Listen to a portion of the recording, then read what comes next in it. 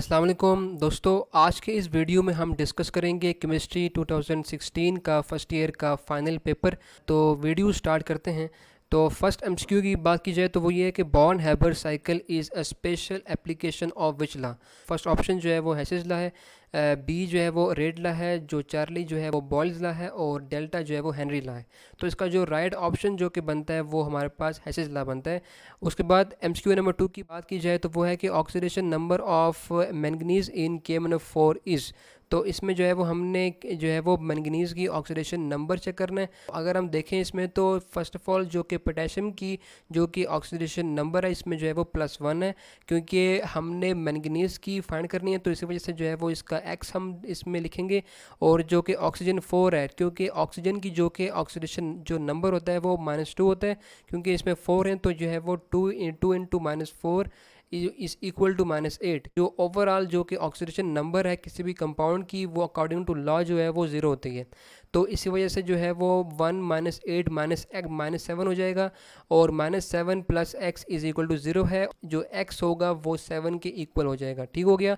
उसके बाद तो इसका जो कि राइट ऑप्शन जो बनेगा वो बेसिकली जो है वो डी बनेगा। ठीक हो गया, जो कि डेल्टा +7 है। उसके बाद जो कि एमसीक्यू नंबर 3 है वो ये है कि the relative atomic mass of chlorine is 35.5 AMU। The mass in grams of 0.5 moles of chlorine gas is. तो फर्स्ट ऑफ ऑल इसमें हमें पता है कि अगर हम देखें तो जो कि क्लोरीन गैस का जो कि 1 मोल होता है उसमें जो है वो 35.5 को अगर हम 2 से मल्टीप्लाई करें तो 71 ग्राम है। 35.5 जो होता है ये बेसिकली AMU या फिर इसका जो है वो मास इन ग्राम्स है। ठीक है, क्योंकि जो है वो क्लोरीन के 2 एटम्स होते हैं क्लोरीन की गैस में, तो ये 71 ग्राम हो जाएगा। अगर हम इसका, क्योंकि हमारे पास इधर गिवन है कि 0.5 फाइंड करना है, तो अगर हम इसका जो है वो डिवाइड कर दें 2 से तो बेसिकली हमारे पास जो आंसर होगा वो 35.5 ग्राम आ जाएगा, जो कि 0.5 मोल्स में प्रेजेंट होता है। तो इसका जो राइट ऑप्शन बनेगा वो जो है वो इस तरह जो है वो अल्फ़ा हो जाएगा। ठीक हो गया। उस तरह इसी तरह जो कि एमसीक्यू नंबर 4 है उसमें अगर हम देखें तो कि charge on 1 kg electron is. अगर हम देखें कि 1 kg इलेक्ट्रॉन में जो चार्ज होता है वो जो है वो 1.7588 इंटू 10⁻11 कूलम्स के इक्वल होता है। तो इसका जो आंसर होगा वो बी होगा। ठीक हो गया। उसके बाद जो कि एमसीक्यू नंबर 5 है उसकी बात की जाए तो वो ये है कि which one of the following is not produce by neutrons decay. तो अगर हम देखें कि जो न्यूट्रॉन्स का जो डिके होता है उसका जो रिज़ल्ट होता है उसमें जो है वो प्रोटॉन, जिसमें जो है वो 1 डाउन और 2 अप क्वार्क्स होते हैं, एक इलेक्ट्रॉन और जो है वो एक न्यूट्रिनो प्रेजेंट होता है। तो इसका मतलब कि इसमें जो है वो पॉजिट्रॉन जो है वो प्रेजेंट नहीं है। तो इसी वजह से जो है वो इसका जो राइट ऑप्शन होगा वो सी चार्ली पॉजिट्रॉन होगा।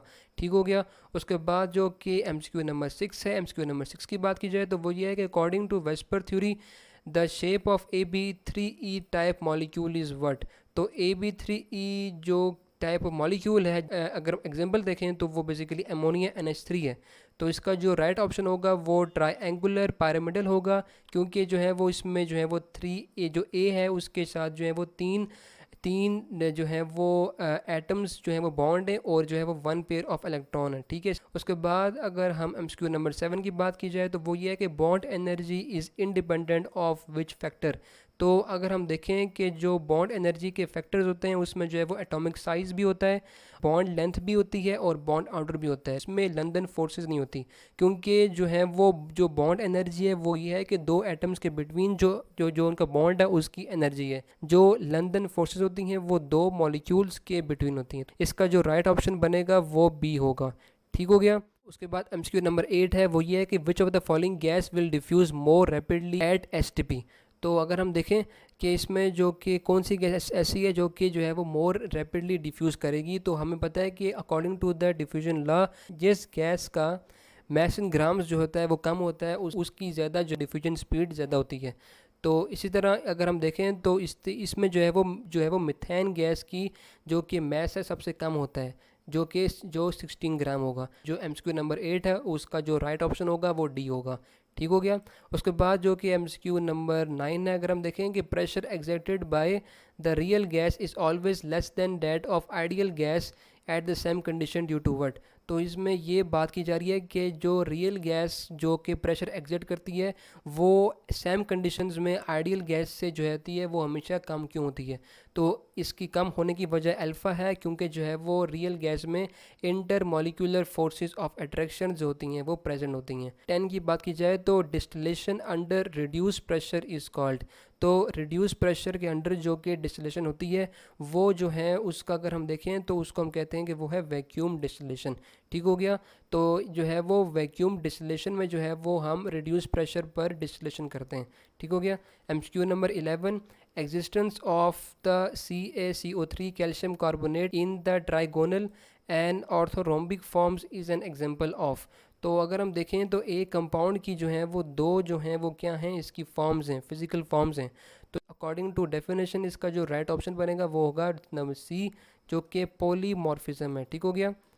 उसके बाद जो कि एमसीक्यू नंबर 12 है वो ये है कि at the equilibrium state. Option से देखें तो ऑप्शन नंबर ए है कि जो concentration of products become zero, B है concentration of reactants and products become constant, Charlie है concentration of reactants and products become equal, और जो डी है वो है concentration of reactants become zero.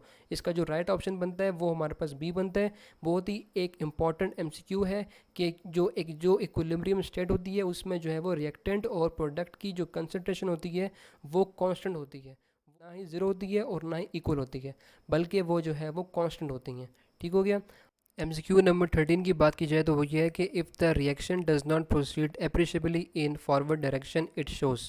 तो इसमें ये कह रहे हैं कि अगर जो रिएक्शन है वो फॉरवर्ड डायरेक्शन में जो है वो प्रोसीड ना हो तो इसका मतलब क्या है। तो इसका मतलब सिंपली ये है कि इसकी जो केसी वैल्यू है वो स्मॉल होती है, क्योंकि अगर जो है वो केसी वैल्यू लार्ज है तो इसका मतलब कि फॉरवर्ड डायरेक्शन में प्रोसीड करता है। उसके बाद एमसीक्यू नंबर 14 ये है कि which one of the following is not a Lewis base. तो according to the definition first of all आपको पता होना चाहिए कि लिविस बेस क्या चीज़ है। तो लिविस बेस एनी बेस होती है जो कि इलेक्ट्रॉन्स डोनेट करती है। लेकिन अगर हम बात करें BF3 की तो BF3 के पास जो है वो इलेक्ट्रॉन्स की कमी होती है। तो BF3 के पास जो है वो इलेक्ट्रॉन्स कम है, तो इसका मतलब कि ये जो है वो लिविस एसिड होगा। तो इसी वजह से इसका जो राइट ऑप्शन होगा वो बी होगा, BF3 होगा। MCQ number 15, for an endothermic reaction the energy of products is what.